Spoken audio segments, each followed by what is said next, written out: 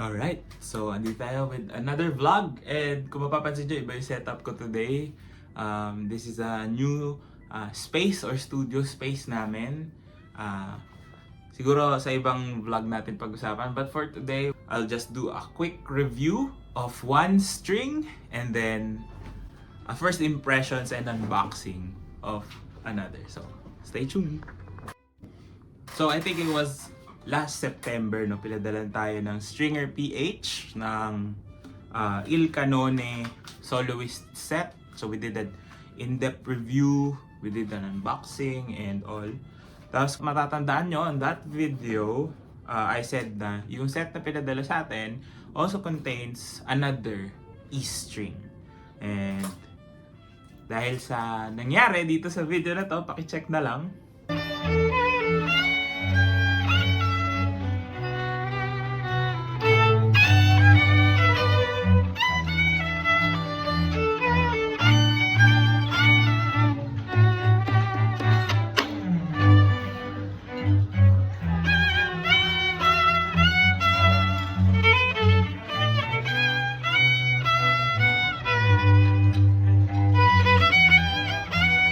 Yun, nasira yung string, naputol habang nasa gig ako last, I think December 19 yata. So, roughly around 4 months na yung strings and naputol yung E string. So, I had a chance to use this one, yung stainless steel, I think, na E, if I'm not mistaken.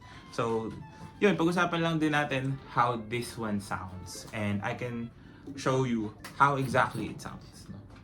So, yung standard E string na kasama niya was very warm, to be honest, no? But this one, this E string, I find it a little bit more piercing. Maybe it's because of the material used, but sabi nila it's stronger, and if I'm not mistaken, it's a little bit thicker. So, mas makapal yung E string na to compared to the standard E string that it comes with. I think, hindi ko sure kung gold yun kasi medyo matagal na, 4 months ago, and I don't have another set of the same string, so hindi ko pa na-check. But yeah, overall, this one's a little bit more metallic sounding, maybe because of the materials, but overall, pagdating sa tone quality and tuning stability, it's a good quality string, no, yung E string nito. So, I'm still using the Il Canone soloist. So, medyo 4 months, going 5 months in, parang kailangan na magpalit ng A string. I think the A string is really, yun yung malapit na bumigay. So, yun. Swerte naman, no? Dumaan yung December, hindi tayo masyado naputulan. Naputol lang talaga yung E string. Maybe ganun talaga, no? So, yun. So, ito yung sound niya ngayon. It still sounds good, pero hindi na ganun kalayo yung projection niya. Of course, medyo nagasgas na, bugbog na yung strings. Usually, nung December kasi, di ba, halos araw-araw yung mga events, rehearsals, practices, and all of those things. So, yun yan, di ba? Sabi nga natin, every 3 to 6 months, kung kaya magpalit ng strings. And saktong-sakto, Stringer PH sent another set of strings. Ito, i-unbox natin on this vlog. Ayan. So, check out natin kung ano yung pinadala sa atin ni Stringer PH. And of course, if you wanna order your strings, check out their Shopee page. Ayan, ito yung picture. And I will link all the things you need down in the description box below as well. So, simulan na natin i-open ang package. Yeah. So, I talked to Sir Roy about these strings. Yan. So, buksan na natin. It came in, I think, about today's Sunday. So, I think Wednesday or Thursday, dumating yung strings na to. So, yan. January 5, 4 or 5, yeah. Okay. So, let's open it up. Yan. So, for ryanmonakil. And let's see what's inside the package. Okay. So inside the package is one of Larsen's more affordable line of strings. So Larsen Aurora. Ayan. So this one is silver. Ayan. Violin set medium silver. So this one is a little bit more on the cheaper side. So if we will compare it to other brands, I think sabi nila sa akin closest would be Pirastro Tonica. And I'm not sure sa Tomastic side, I think closer to Dominance. But it's cheaper. It's around 2,000 pesos. You can check on their page. No? Ayan, link ulit. So, we'll do an unboxing. Ayan na. So, this is the package it comes in. Meron pa rin siya nung Larsen na like this one na parang wax seal. Pero this one, sticker lang syempre. So, comparing yung packaging, almost it's not really this one super premium yung itsura or yung quality ng packaging, but it's almost the same. Yun na lang, iba yung colors and all. Same lang din yung sticker na ginamit. Yan. So may comparison tayo. So this one's around less than 5,000 pesos and this one's around 2,000 pesos. Yan. So yan, open na natin and let's see what's inside. So I open the sticker pack and then bubuklatin ko na siya. So inside we have 4 strings. Ayan. G, D, A, and E. So magpapalit din tayo, no? I'll save the other strings. Maybe lagay ko sa kabilang violin ko. And then we'll try out kung okay ba yung sound niya for its price. So again, yung mga unboxing and first impressions video natin won't really tell the full story about these strings, no? Kasi nga, bago pa lang, there's still break-in time, break-in periods na kailangan natin pagdaanan. So, just check out the channel and I'll be posting maybe 1 month after or 2 months after kung ano ba talaga yung overall experience ko with the strings and how it reacts with my instrument. But of course, take it with a grain of salt kasi different instruments react differently to different set of strings. May mga strings na hindi maganda sa violin, no? So you really have to try it out before committing to one set of strings. Ngayon, kung masaya na kayo sa sound ng instrument nyo, and then that's good for you, no? So you don't need to buy another type of strings. Now, this one is again more budget-friendly options, targeted to students, no? Yung mga nag-start pa lang. But of course, medyo expensive na rin for 2,000 pesos. But of course, it's cheaper. Almost double the price na siya nung higher end. So this one's relatively cheaper compared to that. So magpapalit lang ako. Hindi ko na kayo sasama doon. So papalitan natin yung strings na nakakabit right now here. And then hopefully we could try it out, test it out. Kung maganda ba yung break-in time niya. And, you know, just do a little bit of a first impressions review. Alright, so nakapagpalit na tayo. Here are the Larsen Auroras.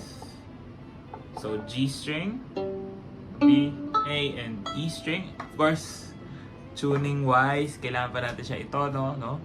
And when it comes to yung unboxing experience na, it's actually pretty much the same with the premium strings like this one, no? The same yung experience. You open the package and then the strings come in these plastic containers, yan, na it's sealed, no? So, I think it preserves the strings well. Hindi katulad ng ibang mga brands na once you open the package, pag bukas mo, nasa loob lang siya ng paper. So, I think mas mabilis mag-deteriorate yung strings. Especially here in our country, no? Very humid climate and all.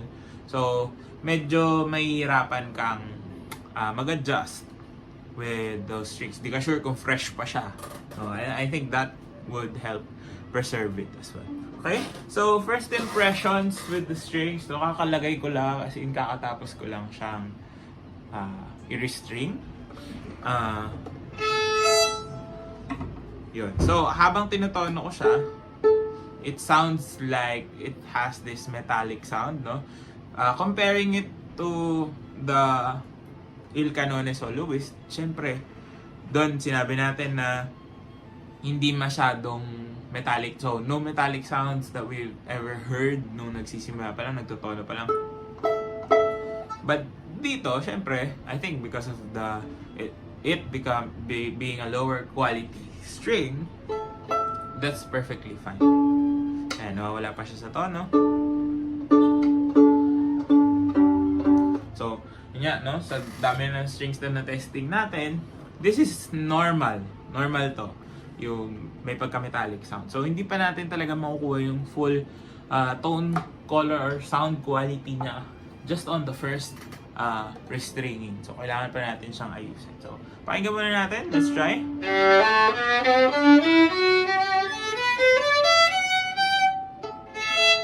Baba pa. So, last time, I talked to the people in Stringer PH. Sabi ko, yung feedback on the Il Canone soloist, no? So, just an update as well. So, I was talking about the A string not being able to tune properly. And I was thinking, no, sinabi ko rin naman sa review ko before that it might just be my instrument, but they actually confirmed with me na hindi lang ako yung nagkaroon ng ganung reklamo when it comes to their strings. So, that feedback was echoed throughout almost a lot of the people who reviewed the strings as well. So, I think dito din might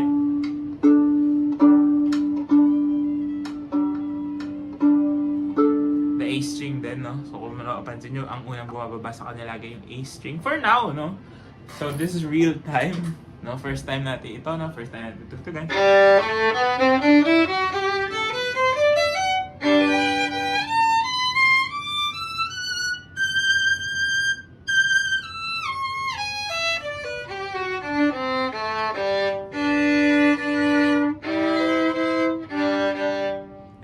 Wala pa siya sa tono, which is totally fine.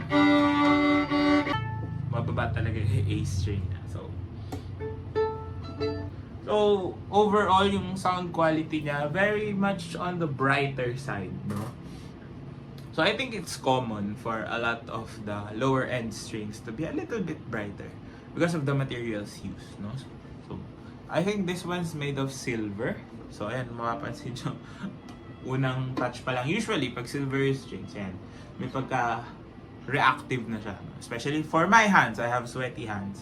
And nangingitim-ngitim. But it's not gonna really deteriorate as much. No?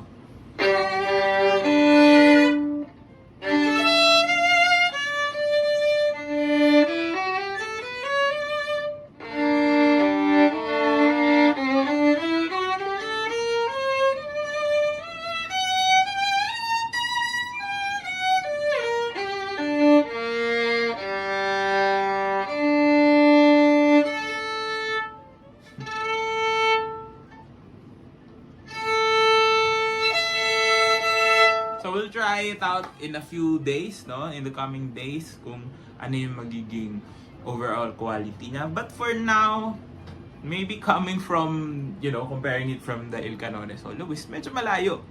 But if we will compare it to other strings in this price range, I think it can compete, especially with the price, no? So tingnan natin kung habang tumatagal, kung gaganda ba yung sound niya. But for now, it's going into the brighter sounding set of strings, no? It might also be with the instrument as well. So sa akin kasi hindi ko rin trip yung dominants here with this instrument, but dominant pros are okay with me. No? So it will really depend on your instrument. But if you wanna try it out, it's around 2,000 pesos, and I think you're still getting value for your money. Especially when it comes to packaging and all. Maganda talaga yung packaging niya. I think the storage-wise, mas maganda siyang i-store. So, kung hindi mo pa siya gagamitin, you could buy a set for now, no? So, if you use it in like 1 or 2 months pa, so, pwede mo siya itago. Diba? Yun yung maganda. So, we'll continue to play and...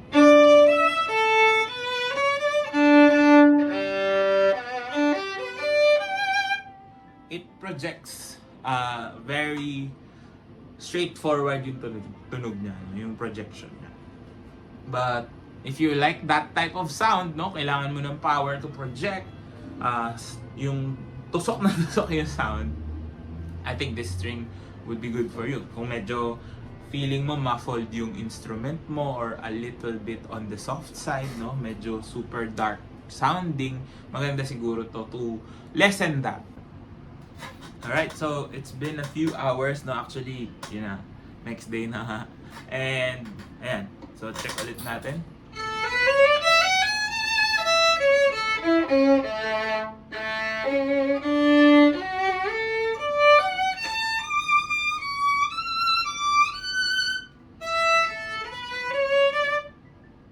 Yeah, so when it comes to sound quality, I think it resembles closer, or it sounds closer to dominants more than tonicas, no?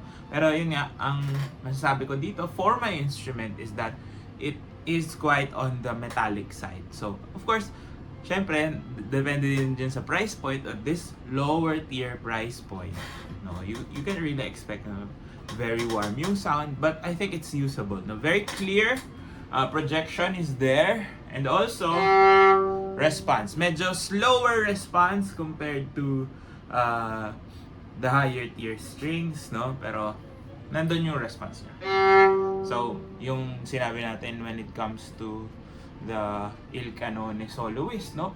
Paglatag pa lang ng bow, tutulog na agad talaga. Here, it needs a little bit more time to wind up yung sound niya para lumabas agad yung sound. So, medyo maninibago ka if you're coming from higher tier strings. But if you're coming from the same quality of strings, I think response time hindi naman siya ganun kasama, no? I think it's better than other brands, no, at this price point, no?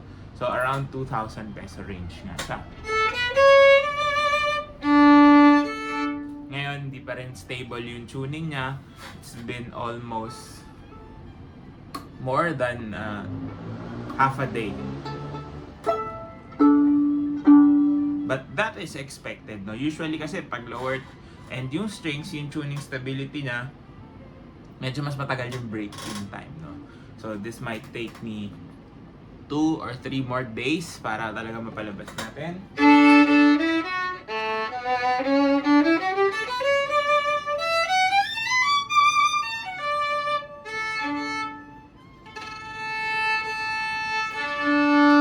Yun. So, kung mapapansin nyo din, another thing that I would be really focusing on these strings is yung A string stability, no? Specifically A string. Kasi nga, last time with the Il Canone soloist, the same thing, no? Yung A string, mabilis talaga magbago eh. It might have something to do with the formula for the A string or yung pagkakagawa mismo sa A string. It really goes down. No? Katulad ngayon, baba talaga na baba yung A string. Sabi ko naman din, di ba, it might be with my instrument, but yun nga, marami din daw people who have the same feedback with regards to the A strings. But overall, quality,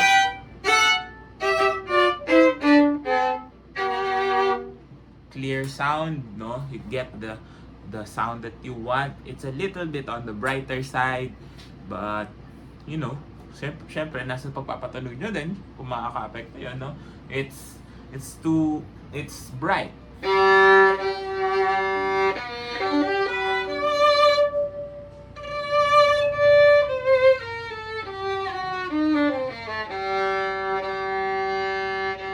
Of course, kung mapapaganda mo yung sound niya, makokontrol mo yung instrument mo, you could get the sound that you want. Just don't expect na super warm and very warm and projected, no? Focus is good as well, no? Maganda naman yung focus. And the feel on the fingers is what I would really comment about Larsen strings, no? For all the strings na na-try ko from their lineup, I can say that their strings are a little bit on the stiff or medyo mas matigas siya, no? It's a little bit on the harder side of things when it comes to the feel on the fingers. But for me, that's totally fine, no? Gusto ko yung ganun. But it's not too hard as well na nakakasira na siya ng positions mo or nakakasira na ng daliri. But it's hard enough for it to be responsive. Kasi there are strings, no, that are really soft naman on the fingers na nawawala na yung response. So, based on all the strings that I've tried from them, parang okay naman lagi yung feel sa fingers, no?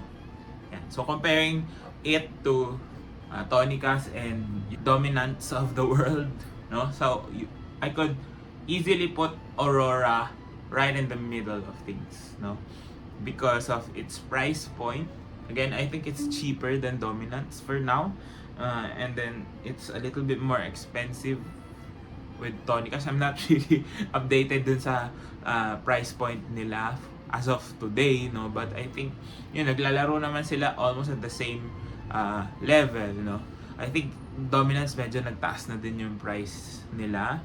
So, if you're on a budget, no, and you want the same quality, no, that dominants offer, and you wanna try other strings as well, I would highly recommend trying Auroras out. No, it's really good for its price nga, not necessarily so cheap, but I think it would get the job done. No? Kung naghahanap ka ng sub 3,000 na strings, this would be good for your personal use, no, as a hobby. If you are starting out and want to splurge, no, kung beginner ka, nagsisimula ka pa lang, testing ka muna nito bago ka magpunta sa higher end strings. And I think it could be a good starting point to find out what quality of sound you want, what quality of sound your instrument actually reacts to. So yun yung mga makikita mo pag nag-start ka na gumamit ng mga ganitong klaseng strings, no? Of course, we'll play on this in the coming days, in the coming weeks, in the coming months. Tignan natin kung ano yung magiging reaction niya, how long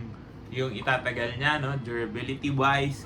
So we will be back, no? Make sure to subscribe to my channel, follow me on all the socials, all the links down in the description box below. Ayan, lilink din natin of course Stringer PH, no? Follow them on Instagram and all their social media platforms. Also check out their shops on Shopee, and you can also message their pages pag meron kayong mga inquiries about strings, no? They sell a lot of different products that could help you out, no? And at reasonable price points. Ayan. So sana nakatulong itong vlog na to. If it did, please do drop a like, comment down below. More content you'd like to see, and of course subscribe to my YouTube channel. Follow me on all my socials. All the things you need down in the description box below. And I'll see you on the next video.